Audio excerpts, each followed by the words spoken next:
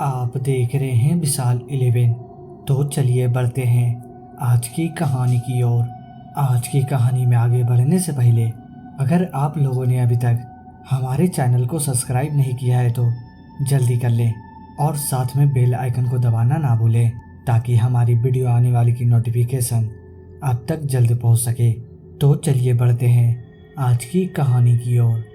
आप सभी ने भूतों से जुड़ी कई कहानियां सुनी होगी जिनमें बताया जाता है कि भूत कब्रिस्तान और सुनसान जगहों पर रहते हैं और रात होते ही उसके आसपास घूमने शुरू कर देते हैं। क्या हो अगर आपको भूतिया रेलवे स्टेशन पर अकेला छोड़ दिया जाए तो वह मंजर कैसा होगा? आपके लिए शायद वह मुश्किल खड़ी होगी। भारत में ऐसी कई भूतिया रेलवे स्टेशन हैं जहां पर भूत प्रेत आत्माओं का बसेरा है और वह रेलवे स्टेशन पर लोगों को अपने होने का एहसास कराते हैं। आज हम आपको भारत के कुछ भूतिया रेलवे स्टेशन के बारे में बताएंगे जिन्हें जानकर आपकी भी रूह कांप जाएगी। इस स्टेशन के बारे में कहा जाता है कि यहाँ पर एक औरत की आत्मा कई सालों से भटक रही है। लोगों का कहना है कि इस स्टेशन पर किसी औरत का एक्सीडेंट होने के बाद उसकी आत्मा यहाँ पर भटक रही है। यह आत्मा लोगों को मेट्रो स्टेशन के शीशे में से आंखें निकालकर कई बार चेहरे पर खून लगाकर डराती है। कुछ लोगों का कहना है कि इस औरत का बच्चा यहाँ खो गया था। जब वह अपने बच्चे को ढूंढ रही थी तभी उसका एक्सीडेंट हो गया और तब से लेकर आज तक वह अपने बच्चे को ढूंढ रही है और यह देश के सबसे भूतिया रेलवे स्टेशन में से एक है। भारत के पश्चिम बंगाल में पुर्ते जिला का एक रेलवे स्टेशन बेगुन कोडोर, जहाँ पिछले 42 सालों से कोई भी ट्रेन नहीं रुकी क्योंकि माना जाता है कि वहाँ पर एक औरत की आत्मा प्लेटफॉर्म पर नाचती है और ट्रेन के साथ में दौड़ती है।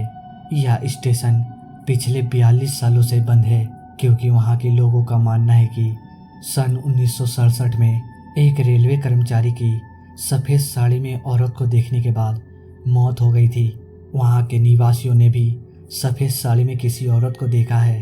इन डरावनी घटनाओं के बाद रेलवे ने इस स्टेशन को बंद करने का आदेश दे दिया और पिछले 42 सालों से इस स्टेशन पर कोई भी ट्रेन नहीं रुकती है।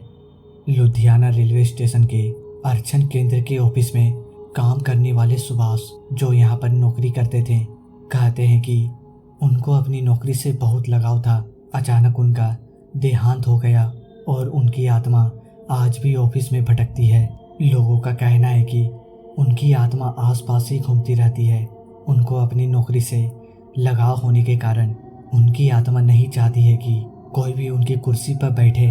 जब भी किसी ने उनकी कुर्सी पर बैठने का प्रयास किया है या तो वह पागल हो चुका है या वह अपनी जान से हाथ धो चुका है। इन घटनाओं को देखते हुए सुभाष की इस कुर्सी पर कोई नहीं बैठता है और उनके ऑफिस का रूम लॉक कर दिया गया है। उनकी आत्मा रात के समय लोगों को यहाँ पर नजर आती है और इस वजह से अंधेरे होने के बाद इस स्टेशन पर सन्नाटा पसर जाता है। इस रेलवे स्टेशन पर कई लोगों ने एक आत्मा को महसूस किया है। यह आत्मा न्याय की तलाश में भटकती रहती है। यह आत्मा सीआरपीएफ के अधिकारी बीर सिंह की है। इस अधिकारी की हत्या 31 अक्टूबर को केरल एक्सप्रेस में ड्यूटी के वक्त कर दी गई थी और उनकी लाश को यहाँ फेंक दिया गया था और कहा जाता है कि उनकी मौत यहाँ फेंकने के बाद हुई थी। तभी से बीर सिंह की आत्मा यहाँ अन्याय की तलाश में भटकती रहती है। हालांकि यह आत्मा किसी को नुकसान नहीं पहुँचाती है और लोगों की हमेशा से ही मदद करती आई है। कोई इंसान यहाँ आत्महत्या करता है तो उसे बचा लेती है।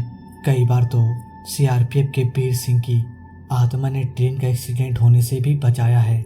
आज की तारीख में यह आत्मा चित्तूर रेलवे स्टेशन को सुरक्षित रखती आ रही है, लेकिन फिर भी लोग अंधेरे होने के बाद यहाँ जाने से डरते हैं। यह रेलवे स्टेशन भारत के सबसे भूतिया रेलवे स्टेशन में से एक है। कहते हैं कि यहाँ के रेलवे ट्रैक पर आत्महत्या करने वाले लोगों की आत्माएं भटकती रहती है।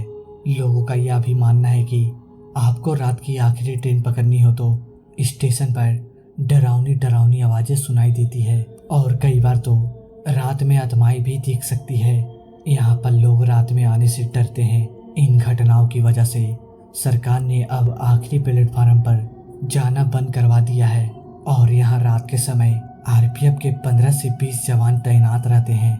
उत्तर प्रदेश के नैनी रेलवे स्टेशन को भूतिया रेलवे स्टेशन माना जाता है। लोगों का कहना है कि यहाँ के नैनी जेल के करीब इस रेलवे स्टेशन पर सोल्जर की आत्मा मौजूद है, जिनकी मौत जेल में बहुत दर्दनाक तरीके से हो गई थी। माना जाता है कि काफी लोगों ने इन आत्माओं को देखा है और महसूस भी किया है। हालांकि यह सोल्जर्स किसी को नुकसान नहीं पहुंचाते, लेकिन वह कई लोगों को नजर आते हैं। लोग जब यहाँ आराम कर रहे होते हैं तब उन्हें इन सोल्जर्स की आवाज़ें सुनाई देती है। वह आपस में बात करते रहते हैं और कई लोगों के पास से गुजरते हैं, जिससे लोग काफ़ी डर जाते हैं।